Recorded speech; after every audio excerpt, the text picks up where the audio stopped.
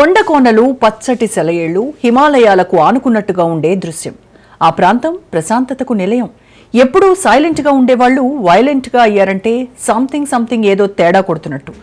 ఎప్పుడూ మౌనంగా ఉండే ప్రజలు, ఆ ప్రాంత ప్రజలు ఒక్కసారిగా పోలీసులతో కలబడి కొట్లాడేందుకు దూసుకొచ్చారంటే ఏదో జరుగుతోందని అర్థం. ఇదే పరిస్థితి ఇప్పుడు లడాఖ్లో కనిపిస్తోంది. ఆ ప్రాంత జనాభా 2.5 నుంచి 3 లక్షల లోపే. కానీ ఆ ప్రాంతం దేశానికి కీలక ప్రాంతంలో ఉంది. ప్రశాంతంగా ఉండే ఆ ప్రాంతం ఇప్పుడు భగభగ మండుతోంది. రాష్ట్ర హోదా ఇవ్వాలని, 6వ షెడ్యూల్లో చేర్చాలని డిమాండ్ చేస్తూ లేహ్లో జరిగిన భారీ లడాఖ్ నిరసనలు హింసాత్మకంగా మారాయి. బీజేపీ కార్యాలయానికి నిప్పు పెట్టారు. ఈ ఘర్షణలో 4 మృతి చెందగా 70 మందికి పైగా గాయాలయ్యాయి. లడాఖ్లో గిరిజనుల భూమి, ఉద్యోగాలు, సంస్కృతిని రక్షించాలంటూ స్థానిక సంస్థలు పోరాటం చేస్తున్నారు. Leh apex body, Kargil democratic alliance నేతృత్వంలో జరుగుతున్న ఈ ఉద్యమం భారత రాజ్యాంగంలోని 6వ షెడ్యూల్ కింద లడాఖ్కు ప్రత్యేక హక్కులు ఇవ్వాలని డిమాండ్ చేస్తుంది. 6వ షెడ్యూల్ అంటే గిరిజన ప్రాంతాల కోసం ప్రత్యేక రక్షణ. అసోం, మేఘాలయ, త్రిపుర, మిజోరాంలో ఇది అమల్లో ఉంది.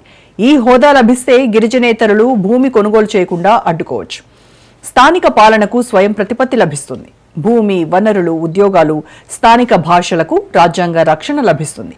లడాఖ్లో 97% జనాభా గిరిజనులు కావటం వల్ల ఈ హక్కులు చాలా కీలకం.